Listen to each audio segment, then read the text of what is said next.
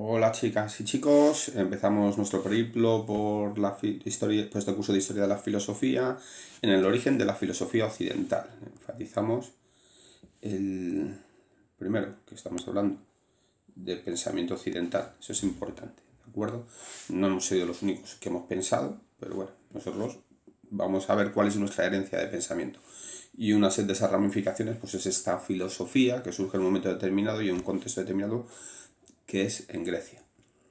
Los primeros filósofos, ¿quiénes fueron? Los presocráticos. ¿Por qué? Porque en principio son anteriores a Sócrates, ¿de acuerdo? Son anteriores a esta persona que imagino que a todas y a todos os suena.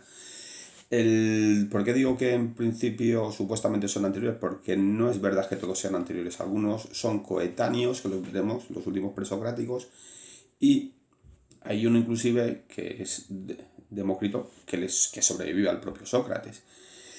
A pesar de que no es un buen criterio cronológico, ¿por qué vamos a hablar de presocráticos? Porque todos ellos van a tener unas preocupaciones comunes. De acuerdo, estas preocupaciones comunes de las que se van a ocupar los presocráticos tienen que ver con estos conceptos. ¿De acuerdo? Por una parte, el primer concepto que es importante es el término de aletheia.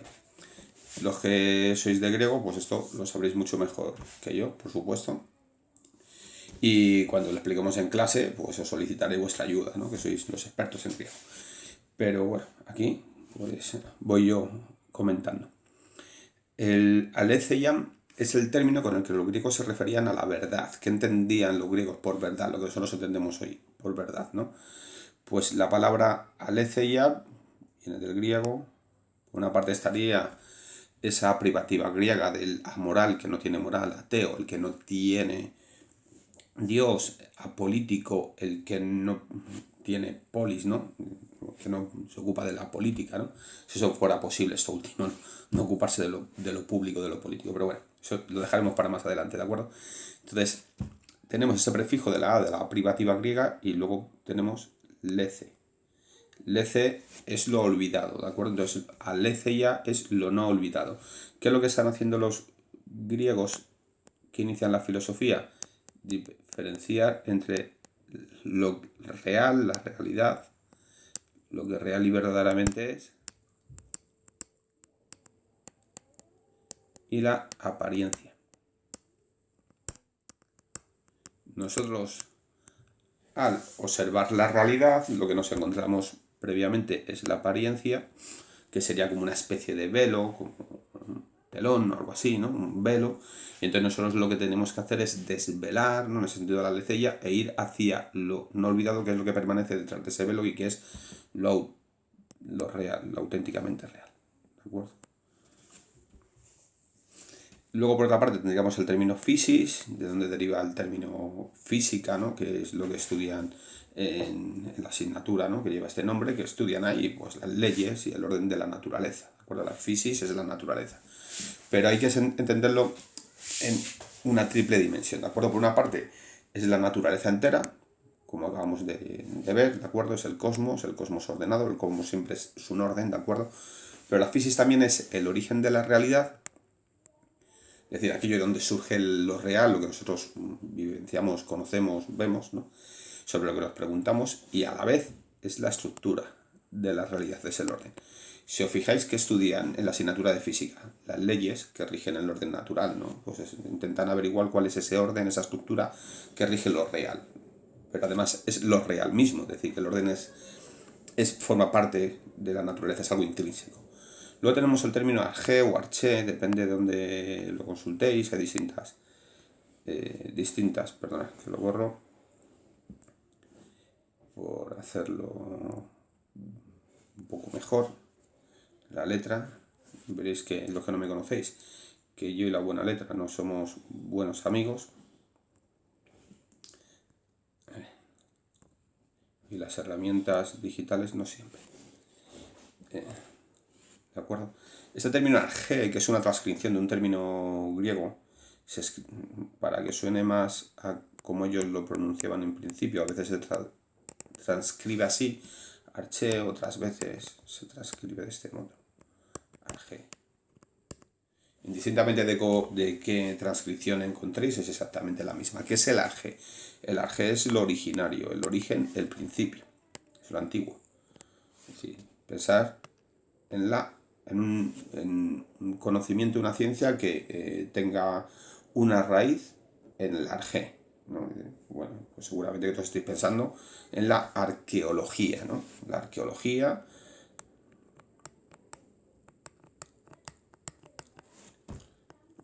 la arqueología, pues ¿qué es?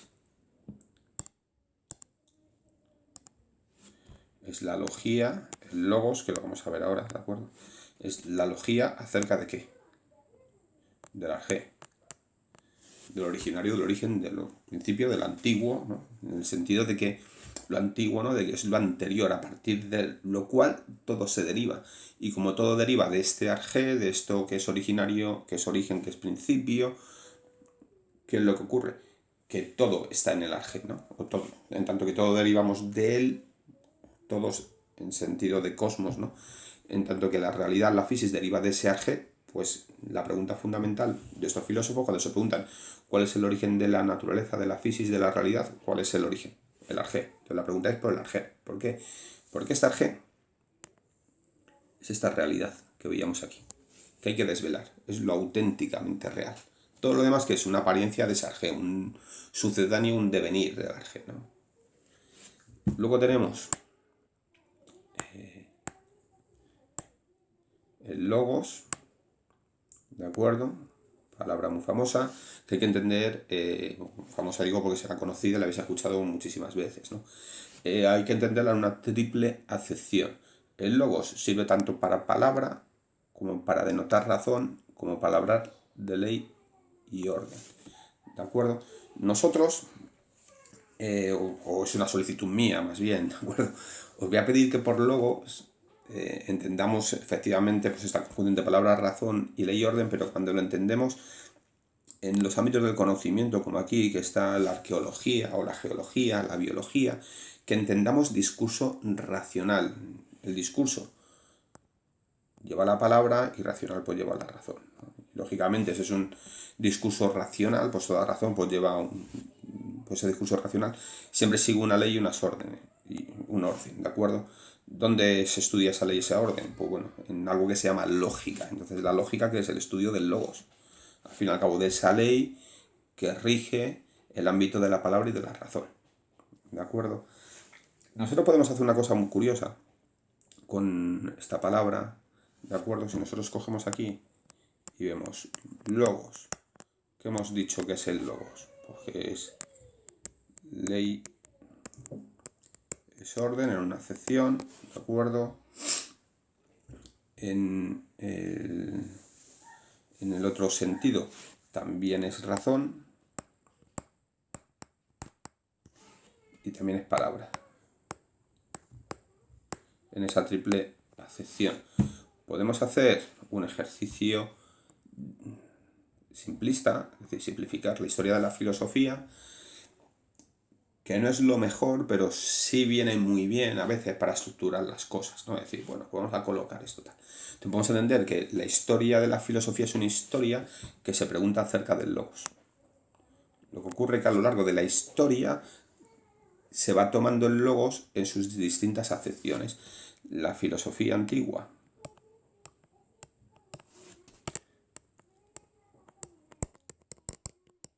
se preguntaría por el logos como ley y orden, ¿no? Y entonces se estaría preguntando la filosofía antigua por el arjé, por el originario, por el orden de la realidad, por esa fisis, ¿de acuerdo? Y la filosofía medieval,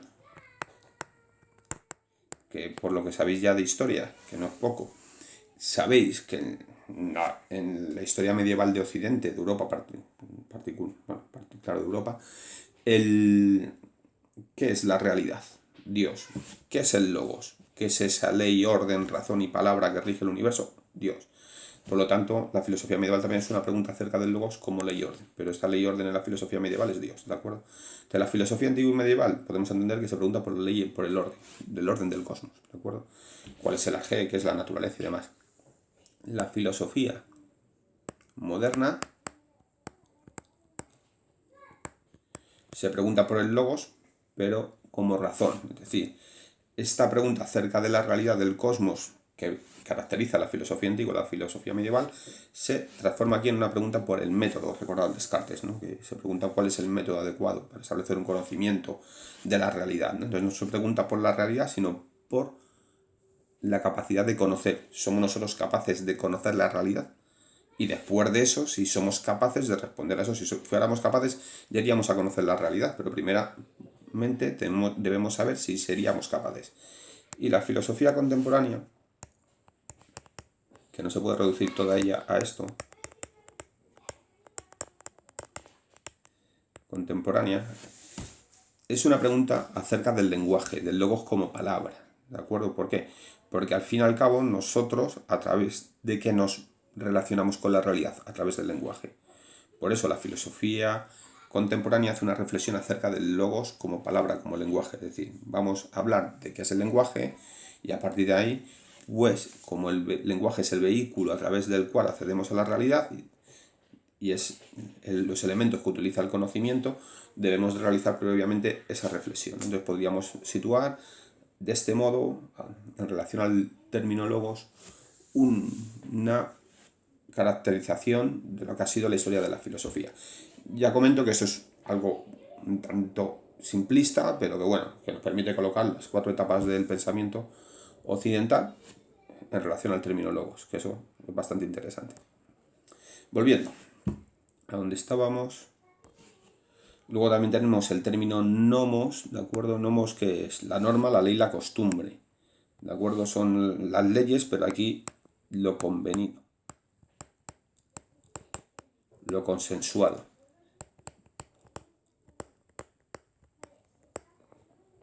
Es decir, en contraposición a esta fisis que constituye un cosmos, entenderlo en un sentido de la naturaleza duro como en las clases de física, ¿no? Esa fisis que constituye un cosmos que tiene una estructura de la realidad y que está regida por una ley o por un orden que es este logos, ¿de acuerdo? Este logos que como ley y orden son las leyes de la física, son inquebrantables. Es decir, ¿qué ley de la física conocemos todos? La ley de la gravitación universal. Esa ley es inquebrantable. Yo no puedo dejar de someterme a la ley de la gravitación universal. Ahora, estas normas, estas leyes, estas costumbres, estos nomos, ¿de acuerdo? Es lo que hemos convenido socialmente los individuos. Es lo que hemos consensuado. Que será lo mejor. Pero yo puedo no someterme a esa ley y a esa norma. Luego tendré mis consecuencias, pero puedo hacerlo, ¿no? Serían las leyes sociales, las leyes jurídicas, ¿no? Todo ese ordenamiento que rige la sociedad en la que vivimos, ¿de acuerdo? Y luego hay un término un tanto complejo, y por lo ambiguo, que es el término nous. En el término nous debemos entender inteligencia, espíritu y a veces también conocimiento intelectual. Dependiendo del autor del que estemos hablando, pues tendrá unas caracterizaciones u otras. Entonces, cuando sea necesario, lo precisaremos, ¿de acuerdo? Pues entonces, aquí hemos visto cuáles, pues bueno, los conceptos más importantes. Hay que tenerlos claros, los iremos manejando a lo largo del curso y tiene una referencia clara y directa pues, con este periodo de los primeros filósofos, que es el origen de la filosofía. El por qué surge de repente la filosofía, ¿no? Pues surge la filosofía en un lugar, en Grecia, ¿de acuerdo? ¿En torno a qué? En torno a los siglos VII y VI. Realmente ese origen de la filosofía no se produce en la Grecia continental, ¿no? En la parte de Grecia que está en el continente que hoy conocemos como Europa, sino que se produce en sus colonias, ¿no? ¿De acuerdo? Primero se origina en las colonias de Asia, bueno. Y posteriormente pues tendremos ya otra parte de la filosofía que veremos que son los eleatas que se encuentran en la zona de Italia, ¿no? En Elea. Pues bueno, ¿qué es lo que propicia el surgimiento de la filosofía, ¿no? Porque surge algo así que nosotros llamamos filosofía, particularmente filosofía occidental. Por un lado que existe algo que es la polis griega, ¿no? El tipo de organización política y social, que es la polis griega, que da a cada espacio griego, más allá de su identidad nacional, del pan-helenismo, una independencia, ¿no? A nivel político. Es decir, cada polis se organiza de un modo distinto. El famoso que Atenas se gobernaba a través de una democracia, mientras que Esparta se gobernaba a partir de una aristocracia, ¿no? Mantienen también independencia económica, ¿no? Entonces, bueno, pues hay independencia. Si hay independencia, ¿qué hay? Libertad. ¿Y por qué hay libertad? porque las polis son independientes, pero los ciudadanos también son libres. ¿De acuerdo? Hay una idea del ciudadano y son libres, no son súbditos, son ciudadanos de pleno derecho. ¿De acuerdo? Y estos ciudadanos, ¿qué es lo que hacen? Se aceptan la ley que ellos mismos se dan. Que hay un cierto concepto también de libertad. ¿De acuerdo? No obedecen cualquier ley, una ley que les da un rey. Si nosotros obedecemos la ley que nos da otro, somos súbditos. Que es lo que ocurre con la monarquía, ¿no? En la Edad Media, ¿no? El monarca, el rey, el soberano, es el que manda, el que determina lo que hay que hacer, la ley, y esa ley es inquebrantable. Es decir, si la quebrantas, pues tienes una pena muy grave, ¿no? Por haber cometido ese delito. Y entonces tú te conviertes en súbdito porque estás por debajo, ¿no? Aquí no, aquí son los propios ciudadanos libres que en asamblea, pues, aceptan la ley que ellos se dan, ¿de acuerdo? Se la dan y la aceptan. El nomos que hablábamos antes, ¿de acuerdo? Además, a esto hay que sumarle, ¿no? A nivel socioeconómico, que van a vivir un momento de esplendor. Es decir, que les va a ir bien económicamente. Y como les va a ir bien económicamente, y además pues hay un determinado desprecio por determinadas actividades laborales, pues se van a dedicar a algo que es el ocio. ¿Qué es el ocio? El tiempo que nos dedicamos a nosotros mismos, a nuestro disfrute, a nuestro bienestar. ¿De acuerdo? En un sentido muy amplio. Luego, además, hay unas características propias de la religión griega que no tiene una determinada ortodoxia determinada, no hay una determinada doctrina, no hay una obligación de aceptar esa religión o de aceptarla tal y como se transmite. Se precia a la interpretación de los mitos porque no hay coherencia en el relato mítico, mitológico. Es decir, si nosotros atendemos a toda la mitología griega, pues hay relatos que son incompatibles entre sí en relación al origen de determinados fenómenos naturales o al origen de determinadas divinidades. Es decir, hay relatos que son incompatibles. Entonces, ¿eso qué implica? Eso implica que la persona que se acerca a la religión griega tiene que formar parte de esa interpretación, de esa exégesis de los textos mitológicos. Entonces ahí, ¿qué se produce? Se produce pues una intervención, un diálogo, y eso facilita, ¿no? El que pues, esas discusiones acerca de las grandes interrogantes del ser humano. Y luego, como los griegos por su orografía tienen la necesidad de entrar en contacto con las culturas de Asia Menor, de Italia, ¿no? Para obtener aquellos bienes que ellos necesitan o que desean y quieren, ¿de acuerdo? Pues resulta que se produce una apertura cultural. ¿A qué? A las influencias culturales de aquellos otros individuos con quienes entras en contacto a través de esas relaciones comerciales, ¿no? Es decir, pues los griegos de repente van a Asia Menor o se van a Italia, se encuentran con otros pueblos que tienen otras mitologías, y esas otras mitologías dan cuenta de la realidad también como lo hace la mitología griega. Y ves que no son gentes perversas, ni malvadas, ni nada por el estilo. Entonces, hay un momento de crítica y de autocrítica. ¿Por qué? Porque te das cuenta de que no meramente tu cultura es la válida. Es decir, hay otras culturas que son tan válidas como la tuya. Eso al final te genera una reflexión de autocrítica porque te hace reflexionar y preguntarte sobre lo mío. Entonces, si las otras religiones también valen, dan cuenta de la realidad y tienen sus divinidades, ¿qué ocurre con las mías? No son las buenas, las mías, las verdaderas, las adecuadas. Entonces ahí genera un caldo de cultivo, ¿no? Que dado a que tienen la capacidad y la oportunidad de hacer esas reflexiones, pues van a generar un paso que siempre se ha llamado del mito al logos, aunque realmente en el mito ya había logos, ya había argumentación, ¿de acuerdo? Y en el logos nunca deja de estar desprendido el mito, ¿no? No se produce esa escisión. Eso sí recordáis el año pasado, ¿no? Pues con las recomendaciones de Jesús Mosterín lo veíamos, ¿de acuerdo? Que el pensamiento mitológico que llamábamos pensamiento arcaico, el pensamiento originario, ¿no? Las primeras formas de pensamiento, de acercarnos a las grandes interrogantes que se van a plantear los seres humanos, pues cuando veíamos realmente, ¿no? Que la ciencia, la filosofía u otros relatos pues guardan estructuras o similitudes con ese pensamiento arcaico o siempre está de algún modo, ¿no? Allí inmerso. Bueno, pues empecemos, ¿no? Después de esta introducción, los presocráticos este término, pues que hace referencia a los pensadores que son anteriores a Sócrates, que nace en el año 469 y fallece en el 399 a.C. Recordad lo que hemos dicho antes, ¿no? Que esto de que son anteriores, algunos son coetáneos y algunos posterior. Entonces aquí lo que vamos a ver es que los presocráticos realmente tienen una unidad temática, ¿de acuerdo? Más que cronológica. Nos vamos a fijar en la unidad temática. Hacer las mismas preguntas, ¿de acuerdo? Esas preguntas sobre qué versan, sobre el cosmos. Entonces es un periodo fundamentalmente cosmológico, ¿de acuerdo? Se pregunta sobre la realidad, la naturaleza, el cosmos, ¿no? ¿Cómo lo hacen? Diferenciando entre lo que es aparente, la apariencia, ¿de acuerdo? Y lo que es real, la existencia real en sí, que es irreductible a otra, que no se puede explicar por otra cosa. La pregunta fundamental es la pregunta acerca de lo que es real, que es lo real. Lo real es lo originario, es el principio, por lo tanto lo que se van a preguntar es cuál es el principio. En esa medida lo que se van a preguntar es por el arjé. Entonces aquí la pregunta que se preguntan, ¿qué es el ser?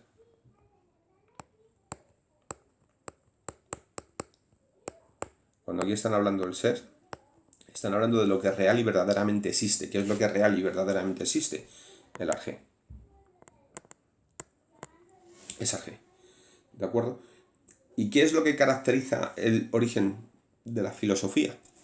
La pregunta, pero la pregunta ya estaba planteada, ya había una respuesta del relato mitológico, y ahora surge otro relato que empieza a desprenderse de la mitología, ¿de acuerdo?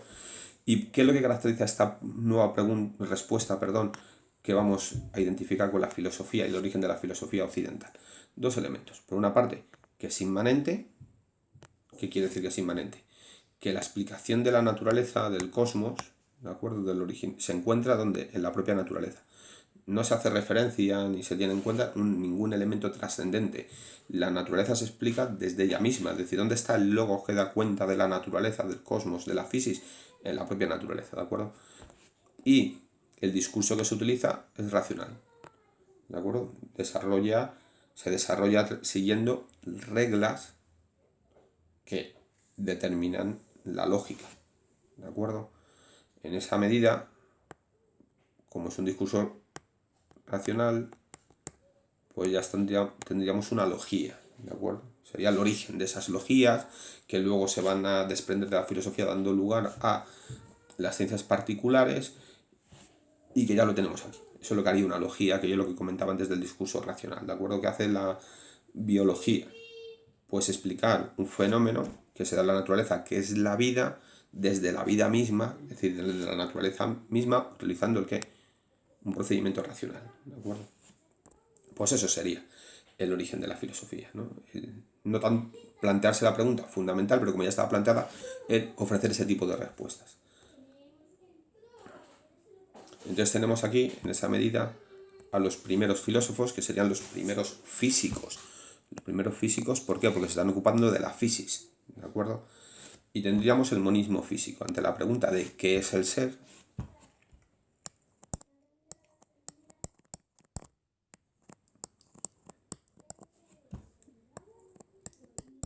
que ya sabemos que lo que están haciendo es preguntarse por el arjé. ¿Cuál es el arjé? ¿De acuerdo? Lo que contestan que es que el arjé es uno, por eso es un monismo. ¿Y cuál va a ser el arjé? Dicen, un elemento, ¿de acuerdo? Tales de Mileto, que es el primer filósofo del que tenemos cuenta, 624-546 a.C., ¿de acuerdo? Dice, el arjé es el agua, ¿de acuerdo? Es el iniciador del pensamiento occidental. Por decir que el arjé es el agua, podemos decir, bueno, el agua sí, pues los seres vivos de algún modo están vinculados al agua porque hay seres acuáticos y los que no son acuáticos de algún modo se tienen que hidratar, necesitan agua para vivir, tal. Me parece bien, me parece mal, me parece otra cosa. Esa discusión la vamos a dejar aparte. Lo importante que es que cuando en Tales de Mileto encontramos que él dice que el principio es el agua, el arjé es el agua, primero, presuponemos que hay una pregunta. ¿Cuál es el arjé? Se está preguntando, está indagando, se está admirando y asombrando de la naturaleza y quiere dar cuenta de ella. Y segundo, es una respuesta inmanente. ¿Por qué? Porque al fin y al cabo el agua, ¿qué es? Algo material. Por lo tanto, tú quieres dar cuenta de qué es la fisis, de qué es el cosmos, desde la fisis propia, desde lo material mismo, ¿de acuerdo? Esas dos características que habíamos visto antes. Y eso es lo que nos interesa en Tales de Mileto, ¿de acuerdo? Luego tenemos aquí dentro de este monismo físico, ¿de acuerdo? Otros autores, Anaximandro de Mileto, 610-545 a.C., ¿de acuerdo? Aquí Anaximandro va a ser hábil, ¿de acuerdo? Porque va a decir, vamos a ver, la realidad es plural y tengo que dar cuenta de esa realidad plural, de la pluralidad, de lo diverso, de lo múltiple, pero lo tengo que hacer desde un único elemento, dice. Entonces, claro, si me digo que el agua es el elemento, luego, ¿cómo justifico aquellas realidades que no tienen que ver con las cualidades del agua? Por ejemplo, el agua no lo tendemos a encontrar en estado natural de modo caliente, ¿no? Al menos en Europa. Es decir, bueno, no suele estar. Tendemos a vincular el agua pues, con otras temperaturas que no tienen que ver con lo caliente, ¿no? No vinculamos en un primer momento el agua con el estado sólido o el estado gaseoso, ¿no? Está en estado líquido, ¿no? Entonces, claro, ¿cómo explicas a partir del agua que es algo líquido, lo que no es líquido? Me dice, bueno, pues vamos a hablar de un elemento que sigue teniendo esta característica de que es inmanente y es material, pero que sea algo que me valga para dar cuenta posteriormente de cualquier realidad. Entonces habla de lo indeterminado y de lo indefinido, en griego, apeiron, ¿de acuerdo? Dice, es algo material, pero es algo indefinido, no sé exactamente de establecer cuál es el primer elemento, ¿de acuerdo? Esto le permite explicar, como ya he comentado, la pluralidad de cosas a partir de un único elemento. ¿Por qué? Porque estamos en explicaciones que tienen que ver con el monismo, ¿de acuerdo? Luego tenemos a Anaxímenes, 584-524 a.C., que lo que nos va a indicar es que el arjé es el aire. ¿Por qué? Porque él considera, por ejemplo, que el aire pues está vinculado a todos los seres vivos. ¿Por qué? Porque de algún modo todos los seres vivos desarrollamos algún tipo de respiración, ¿no? Bueno, pues eso es fundamental para estar vivos. Pero ya indico, ¿no? Es decir, que lo más importante aquí no es que acierte con el aire, al igual que Tales de Mileto con el agua. Lo fundamental es que se están planteando la pregunta de qué es el arjé y están intentando elaborar, a través de un discurso racional, una respuesta de carácter inmanente, ¿no? Inmanentista, en contraposición a la explicación trascendente del relato mitológico o religioso. ¿Cuál es la dificultad que tienen estos primeros pensadores que inician esta tarea, a pesar de esa habilidad que he comentado de Anaximandro? Que tiene que explicar la pluralidad a partir de un principio único. ¿De acuerdo? Este es el origen de la filosofía del pensamiento occidental, ¿de acuerdo? Del que nosotros somos directamente herederos de esa filosofía. Sería interesante, que no vamos a dedicarnos, ¿no? Ver cómo en estas fechas, si alguno tiene interés lo podéis ver, ¿no? Es también el momento en el que van a aparecer lo que llamamos las filosofías occidentales, perdón, orientales, con Lao Tse, ¿de acuerdo? O el budismo, es decir, con Siddhartha Gautama, ¿no? Que empiezan a desarrollar ahí ese pensamiento, ¿no? Que nos es un poco más lejano, ¿no? Por la distancia física, ¿no? Y que, bueno, algunos de estos pensadores se acercan allí, no del todo. Recordar que estos señores están en Asia Menor, pero están vinculados con el mundo griego. Y a partir del siglo XIX la filosofía va a retomar esa filosofía que oriental, ¿de acuerdo? Sí. Ahora digo oriental. Entonces, pues bueno, ¿no? Con Schopenhauer y demás, que estaría muy interesante, ¿no? Hacer ese paralelo, ¿no? De cómo la filosofía occidental está por aquí de un modo configurándose, se transforma en lo que se transforma, ¿de acuerdo? Mientras que la filosofía oriental pues tiene sus propias particularidades, y luego cómo se retoma, ¿no? Esa transición, y en el siglo XX pues, muy claramente, ¿no? Sería una cosa muy bonita de hacer. Pero bueno. Luego tenemos aquí, pues en esas críticas, a partir de esas críticas a estos autores, tenemos, por ejemplo, a los pluralistas, ¿no? Tendríamos aquí a Empédocles de Agrigento, ¿de acuerdo? Nació en el 495-435 a.C., disculpar que este error, ¿no? Y daría lugar al pluralismo, ¿de acuerdo? El arjé, pues Empédocles dice, pues si la realidad es plural, en el origen que tiene que haber ya propiamente la pluralidad. Por lo tanto, ¿qué es lo que encontramos? Los cuatro elementos. ¿Cuáles son los cuatro elementos? pues cualquiera que juegue a los juegos de rol se lo sabe ya, ¿de acuerdo?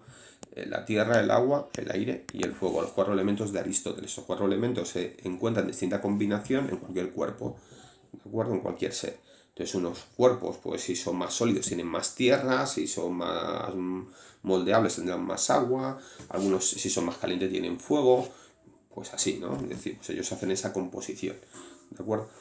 Estos elementos, como digo, se encuentran combinados en cada uno de los seres que existen, sean vivos o sean inertes, de igual, se encuentran a través de 2 fuerzas cósmicas, una de unión que es el amor y otra de separación que es el odio, ¿de acuerdo? A veces tiene más primacía la unión y entonces es porque está reinando el amor y otras veces pues existe la separación y los elementos se separan, la tierra se separa con la tierra, el agua con el agua, el aire con el aire, el fuego con el fuego y desaparecen esas composiciones, esos seres, ¿de acuerdo? Se descomponen. Tendría que ver con la separación, la descomposición, el odio. Y el amor los une y entonces nosotros estamos unidos, ¿no? Tenemos aquí a alguien que es conocido por vosotros y seguramente que amado, que es Pitágoras, ¿de acuerdo? Sería más apropiado hablar de los pitagóricos, pero no sabemos que pertenece a Pitágoras o al grupo o a su grupo de sus seguidores, ¿de acuerdo? Pero bueno, hablamos de Pitágoras, 571-497 a.C., que considera que el arjé que es algo inteligible, eso es un paseo más, ¿de acuerdo? Él considera que el arjé es uno, pero no es algo material, ¿de acuerdo? Es algo que podemos acceder a él a través de la inteligencia.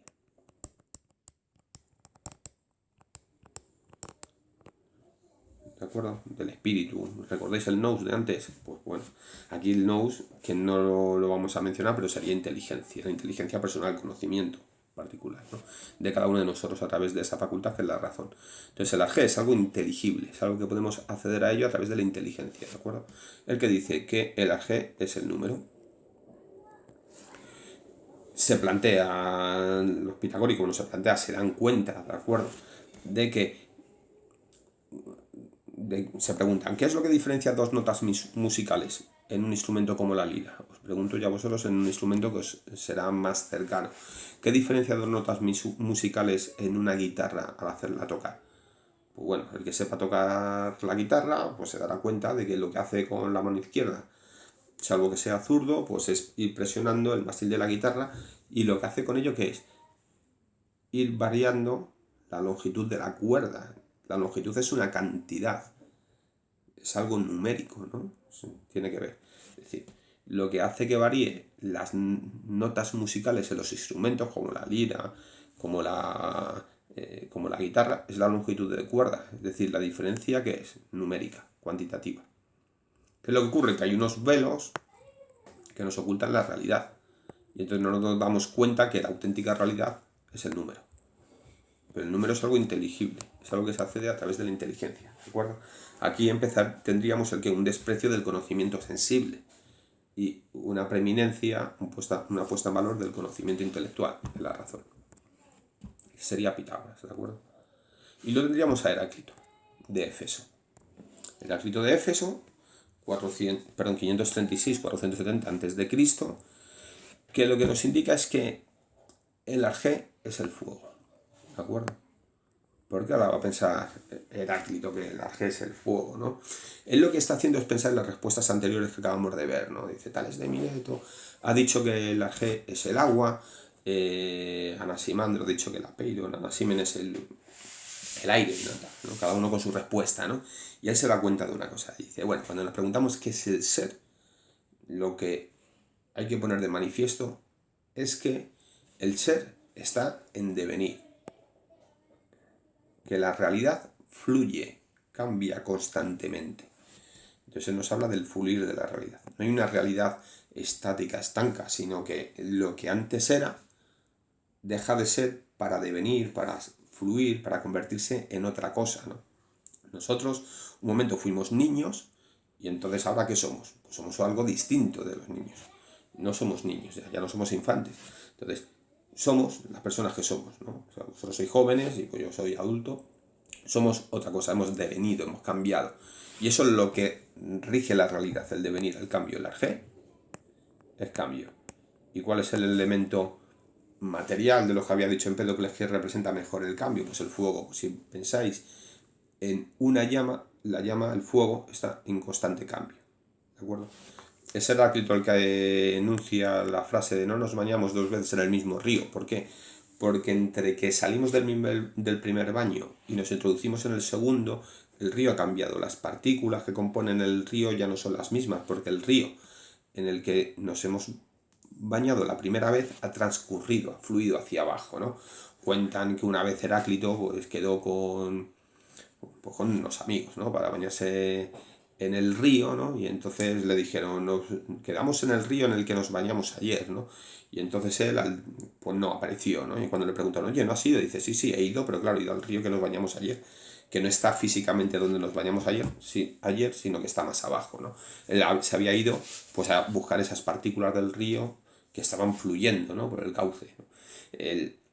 Es esto que es un poco estrambótico, ¿no? En particular, pero es un poco para que entendáis ese carácter, ¿no? Del devenir. El devenir fluye, todo cambia, ¿de acuerdo? ¿Y cómo se manifiesta ese devenir? Ese devenir se manifiesta a través de la lucha de contrarios. La lucha de contrarios, que lo veremos en el momento anterior, que es entre lo que es y lo que no se es. Es decir, nosotros devenimos, cambiamos, dejamos de ser lo que somos para ser otra cosa. Entonces, dejamos de ser lo que somos para ser lo que no somos todavía, pero seremos, ¿de acuerdo? Entonces, la lucha de contrarios, esto es fundamental. Y luego, este devenir sigue un orden, sigue un logos. Dice, no, es caótico. No sigue un logos. No hay un orden en la realidad. Por lo tanto, aunque no lo digamos explícitamente, la realidad que es azarosa. La realidad es azar. ¿De acuerdo? Eso da lugar también a entender un poco que la realidad cómo se ha originado. Pues si no hay una finalidad, no hay un orden, pues se ha formado a partir del caos, pero de modo azaroso. Es decir, no había una intencionalidad. En fin, ¿de acuerdo?